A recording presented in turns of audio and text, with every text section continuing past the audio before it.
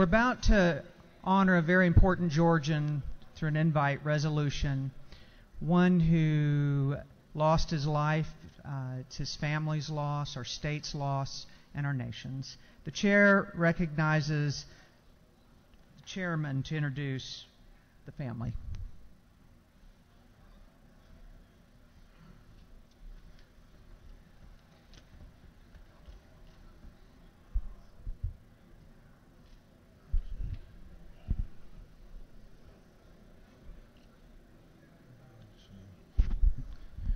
Thank you, Madam Speaker.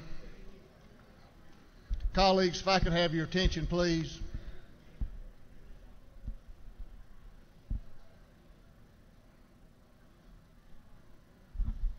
If I could have your attention, please. Thank you. It's my sad but solemn duty to ask you to join me in honoring a fallen hero from our state.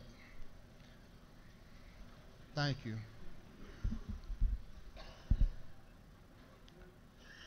Staff Sergeant Dustin Wright was one of the 4 service members that was killed in this year in the fight against terror, so that we could live not only free, but free in fear from others who would harm us.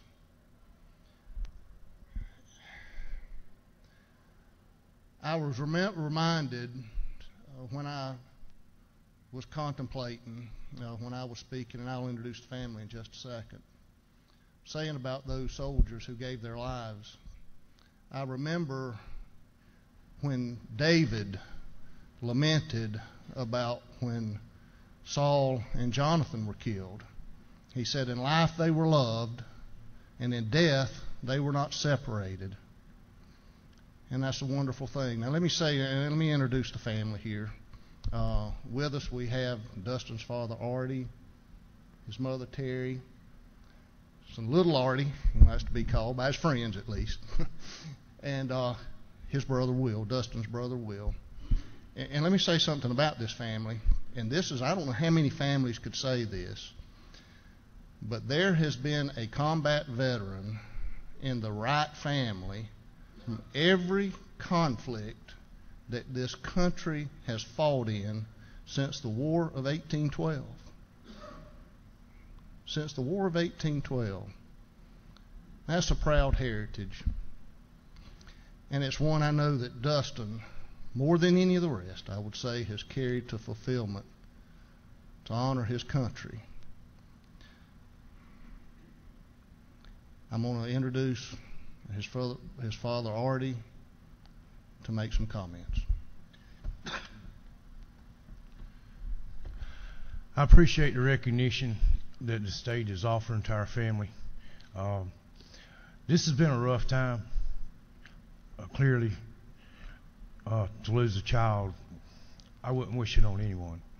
But Dustin was an honorable young man, and he was one of those flamboyant personalities that could kind of like light the room up when he walked in, like a John Wayne type or something. But I'd also like to offer my thanks to all the people through the heart of Georgia that quote unquote saluted him when we brought him home. We brought him into Hartsfield, and we carried him down I-75, I-16 to US 1, and all the way down there were people on the overpasses with flags and law enforcement people and first responders, and